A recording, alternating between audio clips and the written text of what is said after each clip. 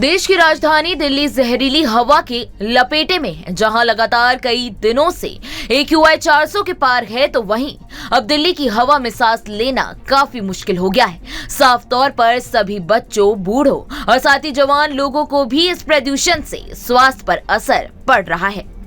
तो वहीं इस बढ़ते प्रदूषण को लेकर दिल्ली सरकार फिक्रमंद है। पहले दिल्ली सरकार द्वारा ग्रैब 3 लागू किया गया, तो वहीं जब प्रदूषण में कोई भी गिरावट नहीं देखी गई, तो सरकार ने कुछ दिनों बाद ही ग्रैब 4 भी लागू कर दिया।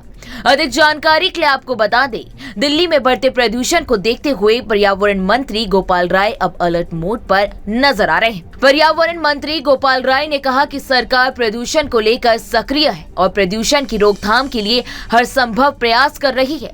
इसके साथ ही गोपाल राय ने कहा कि प्रदूषण से मुक्ति के लिए सरकार आर्टिफिशियल रेन को लेकर केंद्र सरकार से भी गुहार लगा रही है। उन्होंने कहा कि अगले 15 दिन प्रदूषण के लिहाज से काफी चुनौतीपूर्ण है। तो वहीं गोपाल राय ने आगे बढ़ के कहा कि 3 घटक के साथ मिलने से प्रदूषण बढ़ गया है, जिसमें पराली, पटाखे और वाहनों से निकलने वाला धुआं भी शामिल है, क्योंकि त्योहारों की वजह से वाहनों की संख्या सड़क पर काफी अधिक हो गई है, जिससे जाम की स्थिति भी उत्पन्न हो रही है। उन्होंने आगे कहा कि हालांकि फिलहाल पराली जलाने के मामले में कमी आई है, क्योंकि जब पंजाब में हमारी सरकार 2022 में बनी तो पराली जलाने के मामले 5000 से अधिक थे, लेकिन इस साल अभी तक 1500 ही पराली के मामले सामने आए हैं। लेकिन हमने पंजाब सरकार से भी अपील की है कि इसे और कम करें।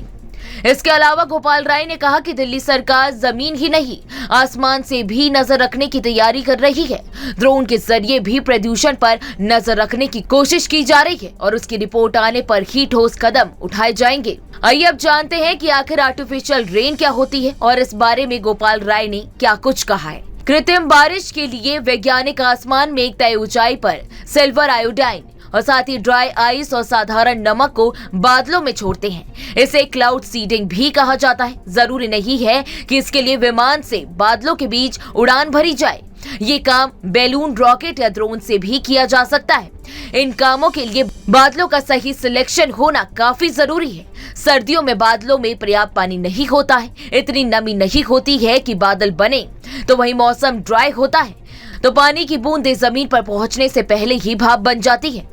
अधिक जानकारी के लिए आपको बता दें, आर्टिफिशियल रेन को लेकर गोपाल राय ने कहा कि हमने अपनी बात कल केंद्र के कृषि मंत्री के साथ हुई बैठक में रखी है, जिस पर हमने कहा है कि इसका खर्च हम उठाएंगे, लेकिन जो परमिशन है उसमें केंद्र सरकार मदद करे ताकि हम प्रदूषण से निपटने में कामयाब हो।